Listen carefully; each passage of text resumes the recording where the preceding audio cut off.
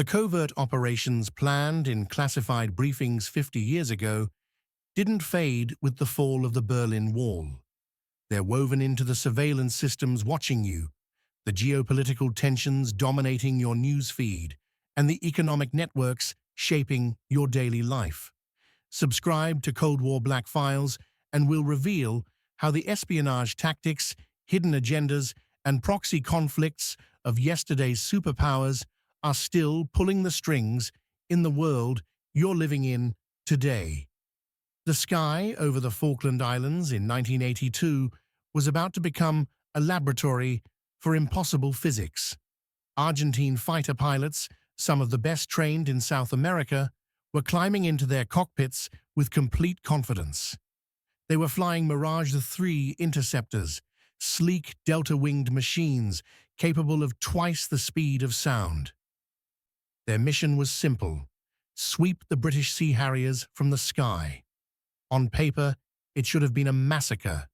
The Mirages were faster, they could climb higher, and they had been designed specifically to dominate dogfights. The Sea Harriers they were hunting were subsonic, slower. In the rigid mathematics of air combat, speed is life. But something was wrong. The Argentines were about to discover that the British had brought a weapon that didn't appear in any intelligence briefing, didn't show up on any radar screen, and violated every assumption about how fighter jets were supposed to behave. The conflict itself had erupted suddenly. On April 2, 1982, Argentine forces invaded the Falkland Islands, a remote British territory in the South Atlantic. The military junta ruling Argentina had been facing economic collapse and domestic unrest. They needed a victory, something to unite the country, and they believed the British would never fight for a few windswept islands 8,000 miles from London. They were wrong. Prime Minister Margaret Thatcher ordered a task force assembled immediately. Within days, 2 aircraft carriers, dozens of warships, and thousands of troops were steaming south. It would take them 3 weeks to reach the combat zone. During that time, both sides prepared for a war that everyone knew would be decided in the air. The Argentines had numerical superiority and land-based aircraft, but the British had something else. The Royal Navy's primary fighter was the BAE Sea Harrier, a variant of the Harrier jump jet adapted for carrier operations. Most naval experts considered it a compromise. Carriers traditionally needed to be enormous to operate high-performance fighters. The catapults, the arresting gear, the deck space, all of it demanded massive ships. The Sea Harrier got around this by taking off vertically or from a short, rolling start. It could operate from small carriers, which meant Britain could maintain a naval air capability without building supercarriers like the Americans. But there was a price. The Sea Harrier was subsonic. Its top speed was around 700 miles per hour. The Argentine Mirages could hit over 1,500. In terms of raw performance, the Sea Harrier looked outmatched. British pilots heading south knew they'd be fighting faster, more powerful aircraft. What they had going for them was training, better missiles, and one other thing that most of them had only experimented with in training exercises: the ability to vector thrust in flight. The first engagements happened fast. Argentine Mirages would spot the Sea Harriers, lock them up, and commit to an attack run. Standard intercept doctrine. The Harriers were slower, so the Argentines expected them to try to run, to dive for the deck, to use the terrain. Instead, something incomprehensible happened. In the middle of combat, with Argentine fighters bearing down at hundreds of miles per hour, the Sea Harriers seemed to stop in midair. Not slow down, stop. The Mirage pilots would suddenly find themselves screaming past their targets, completely unable to adjust, their carefully planned attack geometry collapsing into chaos. And in that frozen moment, the Harriers would rotate, point their noses directly at the overshooting enemy, and fire. By the time the Argentine pilots realized what had happened, they were either dead or running for their lives. The survivors came back with stories that sounded like hallucinations. British jets that could hover in combat, aircraft that could defy inertia, planes that could simply refuse to obey the laws of motion that governed every other machine in the sky. What the Argentines had encountered was called VF, vectoring in forward flight. It was a maneuver that only one operational fighter jet in the world could perform, and it turned every assumption about air combat inside out. To understand why this was so revolutionary, you have to understand what happens in a normal dogfight. When two jets engage, they're both trying to get into a position behind the other, into the firing cone where their weapons can lock on. This dance is governed by energy. Speed equals energy. Altitude equals energy. Every maneuver you make either spends energy or builds it. Turning costs energy. Climbing costs energy. If you burn too much energy, you become slow, vulnerable, an easy target. So fighter pilots are taught to manage their energy like a bank account. Spend it wisely. Never go broke. The entire history of air combat, from World War I biplanes to Korean war jets, had been built on this foundation. Energy management was everything. Pilots who understood it lived. Pilots who didn't became statistics. The Sea Harrier broke this system completely. It could spend energy that didn't exist and still survive. The secret was in the engine. Most jet fighters have engines that point straight back. The thrust pushes the aircraft forward in a fixed direction. You turn by using your wings, by angling them to redirect airflow, which creates drag, which costs speed. The harder you turn, the more speed you lose. This is why fighter pilots talk about turn radius and turn rate. A tight turn costs more energy than a wide turn. You're constantly making calculations. Can I turn inside this guy before I bleed off too much speed? If I pull too hard, will I stall? The Harrier was different. Its engine had 4 rotating nozzles that could point in almost any direction. Straight back for normal flight, downward for vertical takeoff and landing. But during combat, Harrier pilots discovered they could point those nozzles in directions that seemed suicidal. They could vector thrust downward and forward simultaneously, creating lift and braking force at the same time. They could dump enormous amounts of speed in seconds without stalling, without losing control, and then rotate the aircraft in place like a helicopter.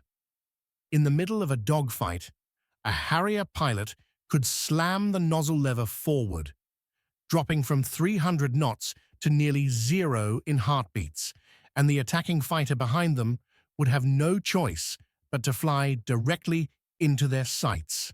This wasn't a move anyone had planned. The engineers who designed the Harrier had built it for vertical takeoff, for operating from small ships and jungle clearings, not for dogfighting. The original concept had come from a British engineer named Sidney Cam in the late 1950s. He'd been trying to solve a Cold War problem. NATO knew that in any war with the Soviets, their air bases would be destroyed in the first few hours by nuclear weapons or conventional strikes. So they needed aircraft that could operate without runways, that could hide in forests and take off from roads and clearings. The Harrier was the solution. It used a Rolls-Royce Pegasus engine, a massive turbofan with 4 rotating nozzles. Point them down, and the jet could hover. Point them back, and it could fly forward. The transition between the two was smooth and controllable. It was an engineering masterpiece, but nobody thought it would be useful in air-to-air combat. The Harrier was too slow, too ungainly. It was supposed to be a ground attack aircraft, a bomb truck that could hide from enemy fighters, not engage them. But pilots, being pilots, started experimenting. They discovered that vectoring thrust in forward flight didn't just let you take off vertically, it let you cheat. You could break the energy equation. You could maneuver in ways that should cause a stall, but didn't. You could change direction without changing your flight path. The British test pilots in the 1970s started playing with these ideas, pushing the boundaries. They'd get into mock dogfights with conventional fighters and try things that shouldn't work, slamming the nozzles forward mid-turn to tighten the radius, using downward thrust to hold the nose up at angles of attack that would normally mean a stall and a spin. The results were startling. In close-in fights, the Harrier could turn inside anything. It could point its nose at targets that other fighters couldn't even see yet.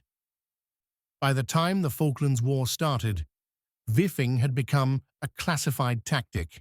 The Royal Air Force and Royal Navy trained their Harrier pilots in the technique, but they didn't advertise it. The Soviets knew about it. They were terrified. Their entire air combat doctrine was built around speed and energy management. The idea that a Western fighter could simply ignore those rules and fight in a phone booth was nightmare fuel.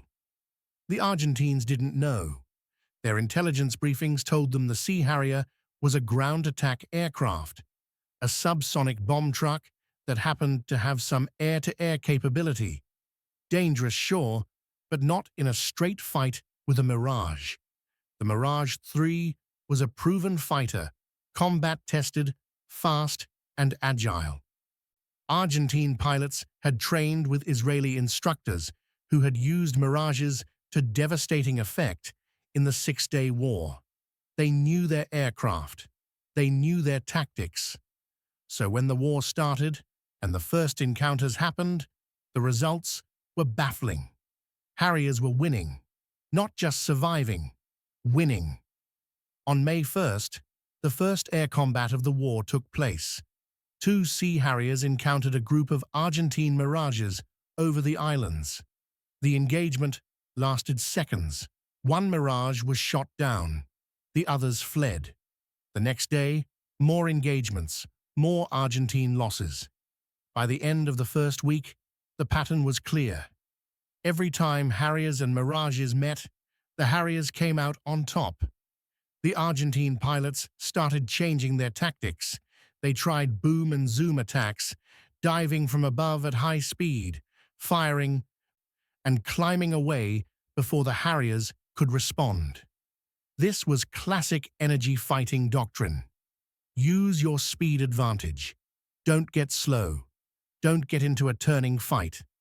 But the Harriers would VIF mid-attack, the Mirages would overshoot, and the geometry would collapse again. The Argentine pilot would be committed to a high-speed dive, unable to turn sharply without bleeding massive amounts of energy, and suddenly the Harrier would be pointing at them from a nearly stationary position. Missile lock, launch, kill. They tried low-altitude approaches, using the ground clutter to hide from radar. The Harriers would spot them visually, VF into a hover, and rotate to engage before the Argentines could react. They tried numerical superiority, sending multiple aircraft against single Harriers. But the Harriers were operating in pairs, covering each other, and the British pilots had better situational awareness thanks to superior radar and communication systems. Every tactic that should have worked didn't. One of the most detailed accounts comes from an Argentine pilot who survived an encounter on May 21st.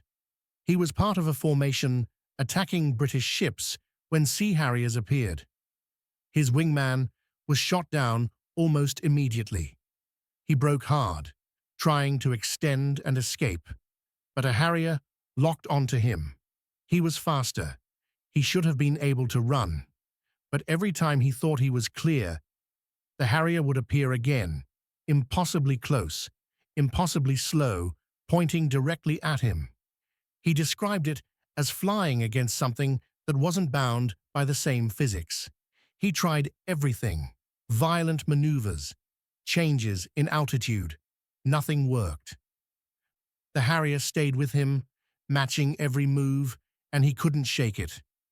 Eventually, he made it back to base, but his jet was damaged, and his report added to a growing file of encounters that made no sense. British fighters that could stop in midair, British fighters that could point their noses in directions their velocity vectors didn't support. The Argentines started calling them flying ghosts. Some pilots began to refuse missions, not out of cowardice, but out of a rational calculation that they were being sent to die against an enemy they couldn't fight. The British pilots, meanwhile, were learning the limits of the technique. Viffing was powerful, but it wasn't magic. It burned fuel at a terrifying rate. Vectoring thrust downward to create lift, and braking force meant you were essentially using your engine to hold the aircraft up, and jet engines are not efficient at that. A Harrier pilot who viffed too much would find themselves with empty tanks in the middle of the South Atlantic, miles from their carrier with nowhere to land. The South Atlantic is cold, empty, and unforgiving. Running out of fuel meant ejecting into water that could kill you in minutes. So the tactic had to be used sparingly, decisively, at exactly the right moment. Too early, and you'd waste fuel and give the enemy time to adjust. Too late, and you'd be dead. The best Harrier pilots developed an almost instinctive sense for timing. They'd wait until the enemy committed, until the attacker was locked into their approach and couldn't abort, and then they'd viff, just for a second or two, just enough to throw off the geometry and create a firing opportunity. Then they'd accelerate out, nozzles back, conserving fuel, already thinking 3 moves ahead. One British pilot described the sensation of viffing in combat as riding the edge of disaster. You'd be flying along, watching the enemy approach, calculating angles and speeds. Then you'd slam the nozzle lever forward. The nose would pitch up violently. The aircraft would shudder as the thrust redirected. Your speed would drop like a stone. For a moment, you'd be hanging in the air, neither flying nor falling, and everything would be happening too fast to think about. The enemy fighter would flash past, so close you could see the rivets on the fuselage. And then you'd be pointing at them, your weapons system screaming that you had a lock, and you'd squeeze the trigger, missile away, then nozzles back, full throttle, climbing and accelerating, checking your fuel gauge and hoping you had enough to make it home. It was brutal on the aircraft. The nozzle mechanisms took a beating. The engines ran hot. The airframe stressed in ways it hadn't been designed for. But it worked. The Soviets were watching all of this very closely. Western intelligence knew the Soviets had been obsessed with the Harrier since it entered service in the late 1960s. They had tried to build their own version, the Yak-38, designed to operate from their Kiev-class aircraft carriers. But it was a failure, underpowered and unreliable. Soviet pilots hated it.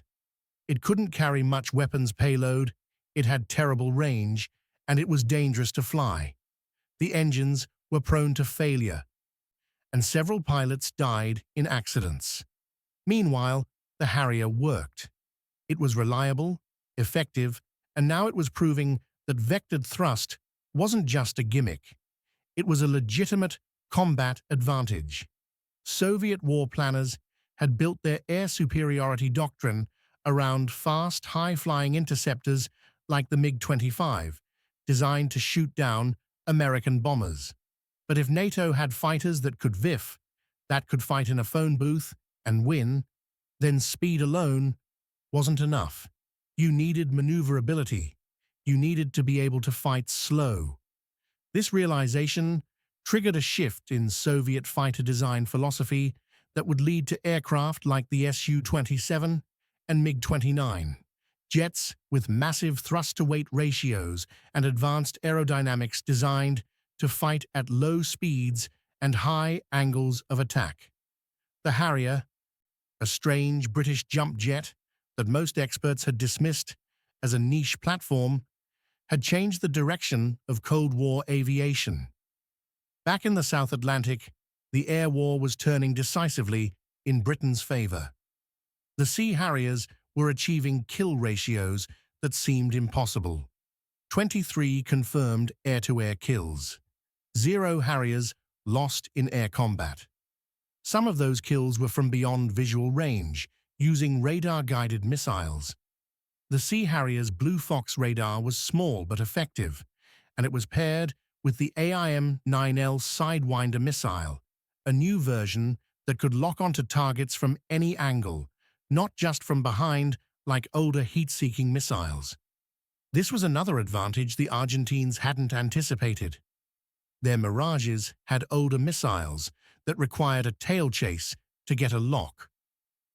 But many kills were close-in knife fights, where Viffing gave the British the edge. The tactic became so feared that Argentine pilots started breaking off attacks the moment they saw a Harrier begin to slow down. They assumed it was the prelude to a VIF and didn't want to risk overshooting into the kill zone.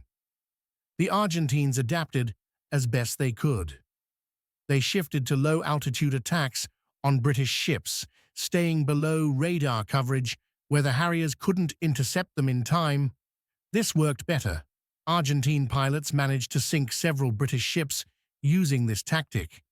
The destroyer HMS Sheffield was hit by an Exocet missile and sank.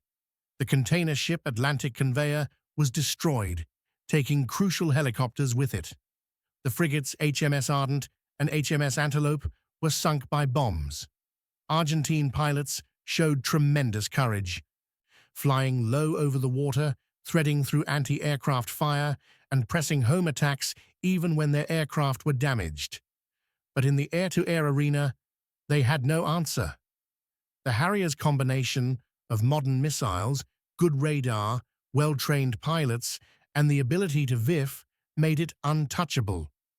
By the end of the war, the Argentine Air Force had lost some of its best pilots and had effectively conceded air superiority to the British. They continued to attack ships, but they stopped trying to fight the Harriers. After the war, the lessons were studied obsessively. The U.S. Marine Corps, which operated Harriers, incorporated VIFing into their training programs. Marine Harrier squadrons practiced the technique extensively, developing doctrine around when and how to use it. Soviet intelligence debriefed everyone they could find who had information about the Falklands air combat. They interviewed Argentine pilots who had faced the Harriers. They analyzed gun camera footage. They studied wreckage. The tactic became part of the legend of the Harrier, a secret weapon that had turned a subsonic oddball into a dogfighting monster. Aviation journals published analyses. Air forces around the world revised their training programs. But there was a problem. VIFing only worked because of the specific characteristics of the Harrier's engine and airframe. You couldn't just bolt vectoring nozzles onto an F-15 or a MiG-29 and expect it to work the same way. The Harrier was uniquely suited to this kind of combat because it had been designed from the ground up to hover and transition between vertical and horizontal flight. The flight control system understood how to manage the transition. The pilot had controls that made it intuitive. Other aircraft didn't have that capability, so for decades, VIFF remained a Harrier-only trick. Then in the 1990s, a new generation of fighters started appearing with a different approach to the same problem. Thrust vectoring came back, but this time on supersonic aircraft. The Russian Su-30 and Su-35 featured engines with movable nozzles that could pitch up and down, allowing the aircraft to perform maneuvers at angles of attack that would normally cause a stall. The American F-22 Raptor incorporated two-dimensional thrust vectoring for similar reasons. These weren't the same as VIFing. They didn't allow hovering or the extreme deceleration that the Harrier could achieve. But they proved the same underlying principle. If you could redirect your thrust, you could maneuver in ways that traditional aerodynamics didn't allow. You could point your nose at an enemy even when your wings had stopped generating lift. You could turn inside an opponent who was faster and more powerful. The Harrier had been the proof of concept, and now the idea was spreading. Fighter pilots around the world started training for high angle of attack combat, for situations where the aircraft's nose was pointing in a completely different direction than its velocity vector. It was a new way of thinking about air combat, and it all traced back to those engagements over the Falklands. Modern air combat has moved in a different direction. Stealth and long-range missiles mean that most engagements are decided before the fighters even see each other. The F-22 and F-35 are designed to shoot down enemies from 50 miles away, using radar the opponent can't detect and missiles they can't evade. Dogfighting is rare, but the lessons of the Falklands haven't been forgotten. Fighter design still incorporates high angle of attack capability, super maneuverability, and thrust vectoring, all concepts that trace back to the discovery that breaking the traditional energy equation can be a decisive advantage. The Harrier itself has mostly been retired now, replaced by the F-35B, which has its own vectoring nozzle for vertical landing but doesn't use it for combat maneuvering in the same way. The F-35B's thrust vectoring is optimized for transitions during takeoff and landing, not for mid-combat VIFing. The age of VIFing is over. But for one brief war in the South Atlantic, it was the most devastating tactic in the sky, a secret that turned the rules of air combat upside down and left an entire air force wondering what had hit them. The Argentine pilots who survived those encounters never forgot. Some of them are still alive today. When they talk about the Falklands War, they still describe the moment when a Sea Harrier would simply stop in front of them, hovering in midair like a hummingbird, impossible and deadly. They describe it as the moment they realized they were fighting something that shouldn't exist. One retired Argentine pilot, in an interview years later, said it was like fighting a ghost. You could see it, you could chase it, but you couldn't catch it, and the moment you thought you had it, it would vanish and reappear behind you. He said the worst part wasn't the fear, it was the helplessness. He'd been trained his entire career to fight enemy aircraft, to use speed and tactics and aggression to win. But against the Harriers, none of that mattered. The British had rewritten the rules, and nobody had told the Argentines. The Falklands War ended on June 14, 1982. Argentina surrendered. The military junta collapsed shortly afterward. Britain kept the islands, and the Sea Harrier went into the history books as one of the most successful fighter aircraft ever deployed in combat. Its kill ratio remains unmatched. But the real story wasn't just about the aircraft. It was about the discovery that assumptions could be broken, that the rules of physics, as they'd been understood for decades, still had loopholes. That a slow fighter could beat a fast one if it could do something the fast one couldn't imagine. The Harrier proved that innovation wasn't just about building something bigger or faster. Sometimes it was about building something that could do one impossible thing and doing it at exactly the right moment. The pilots who flew it, the engineers who built it, and the tacticians who figured out how to use it had changed warfare. And somewhere over the cold waters of the South Atlantic, in those few seconds when a Sea Harrier would stop in midair and pivot to face its attacker, the future of air combat was being written. Go ahead and subscribe. Trust me, you'll want the rest of this